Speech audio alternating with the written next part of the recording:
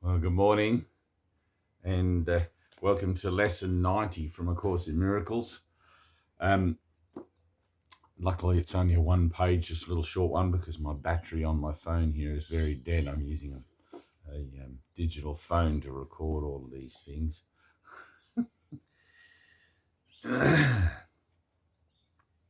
If you're wondering what's so amusing about that, it's because I have a memory of a time when this association was younger and there was no such thing as a digital phone, and we used to dream about it on Star Trek, having these little handheld communicating devices. And now, of course, we've got a new way to communicate, which through the application of these lessons, bringing about a shift in consciousness that will reveal to us the true nature of what communication actually is. We can join together in that endeavor to help raise the vibration of consciousness in the planet and return us to our eternal and loving home, where we always are. It's a paradox. So, lesson 90. Oh, wait, did we do lesson 90?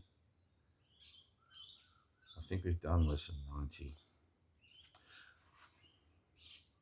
Lesson 91.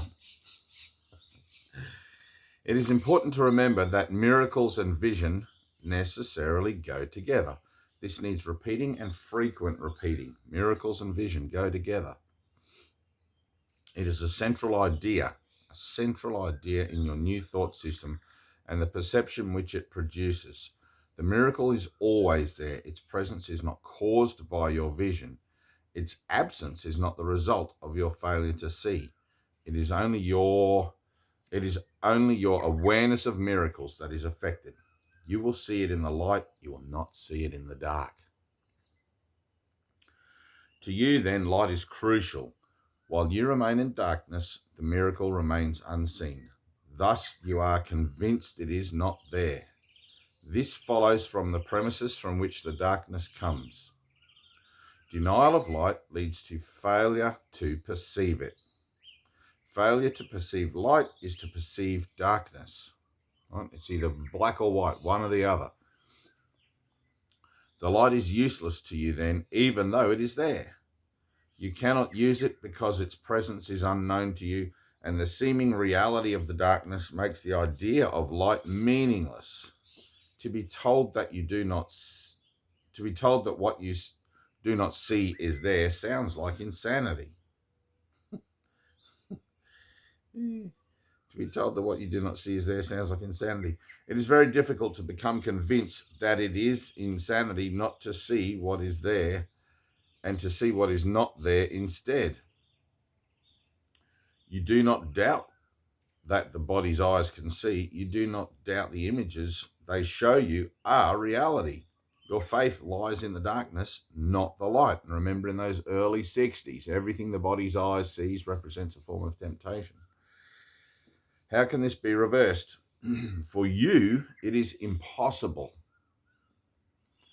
And I meet many people who say, oh, yeah, I got this, I can do this, it's my this, my that, I, and, I'm in charge, I can write my own story here.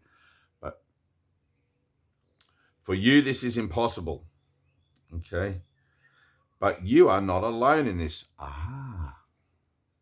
Your efforts, however little they may be, have strong support. Did you but realize how great this strength, your doubts would vanish.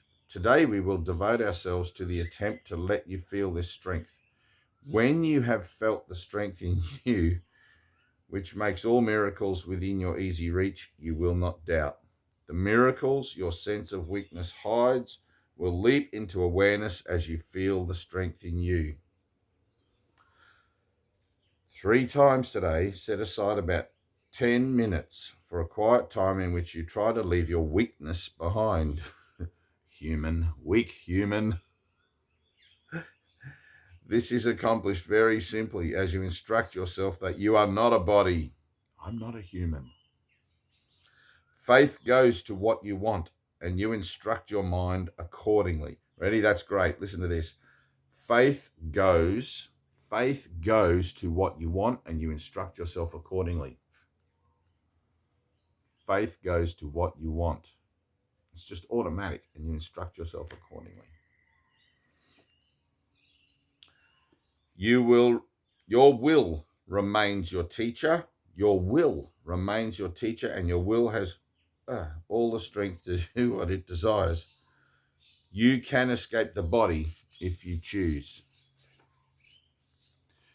You can experience the strength in you. Begin the longer practice period with this statement of true cause and effect relationships. Miracles are seen in light.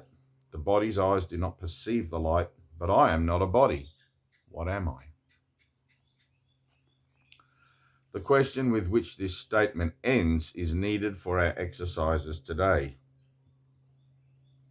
What you think you are is a belief to be undone, but what you really are must be revealed to you. The belief you are a body calls for correction, being a mistake. The truth of what you are calls on the strength in you to bring to your awareness what the mistake concealed. The truth of what you are calls on the strength in you to bring to your awareness what the mistake concealed. If you are not a body, what are you? You need to be aware of what the Holy Spirit uses to replace the image of a body in your mind. You need to feel something to put your faith in as you lift it from the body. You need a real experience of something else, something more solid. Ready? You need a real experience of something else, something more solid and more sure, more worthy of your faith and really there. If you are not a body, what are you? Ask this in honesty and then devote several minutes to allowing your mistaken thoughts about your attributes to be corrected. Ask this in honesty and then devote several minutes to allowing your mistaken thoughts about your attributes to be corrected and their opposites to take their place. Say, for example, I am not weak but strong. I am not helpless but all-powerful. I am not limited but unlimited. I am not doubtful but certain. I am not an illusion but a reality. I cannot see in darkness but in light. In the second phase of the exercise period, try to experience these truths about yourself. Concentrate particularly on the experience of strength. Remember that all sense of weakness is associated with the belief you are a body, a belief that is mistaken and deserves no faith. Try to remove your faith from it, if only for a moment. You will be accustomed to keeping faith with the more worthy in you as we go along. Relax for the rest of the practice period, confident that your efforts, however meager, are fully supported by the strength of God and all his thoughts. It is from them your strength will come. It is through their strong support that you will feel the strength in you. They are united with you in this practice period in which you share a purpose like their own. Theirs is the light in which you will see miracles because their strength is yours. Their strength becomes your eyes that you may see. 5 or 6 times an hour, at reasonably regular intervals, remind yourself that miracles are seen in light. Also, be sure to meet temptation with today's idea. This form would be helpful for this special purpose. Miracles are seen in light. Let me not close my eyes because of this. Great stuff. Lesson 91. So in lesson 92 tomorrow, it's like the experience is essential.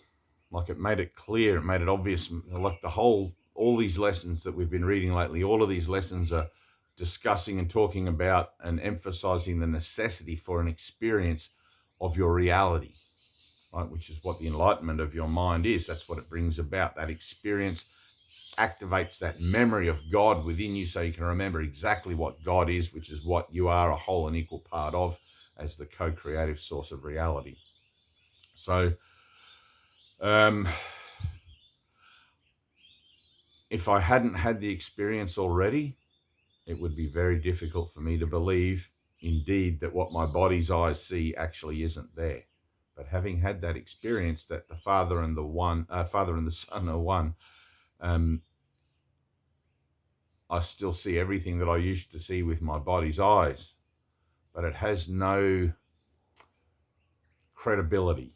I guess it has no value to me other than that I may be able to use it in some demonstration or some way as part of the fulfillment of my function, which is the entire forgiveness of the temporal association that is attributed to this particular form association that I call Dave. So, and of course, Dave's world. So staying in that idea then of forgiveness, right, with the recognition that it literally, I need a miracle, and that I will see truth through the receival, through the acceptance of that miracle in me, as I fulfill my function.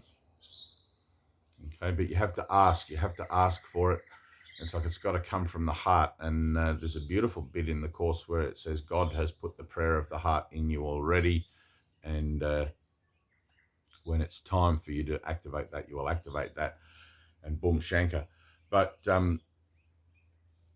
until then, mind training. And when I say until then, I don't mean like as in time. I mean as in that level of integrity, that level of I want this, that level of I'm willing to accept this. Okay, that does not take time. It's just something that it kind of dawns upon you just of itself. It's like, man, I really want this and I don't want anything else. So, all right. Peace and love. See you tomorrow.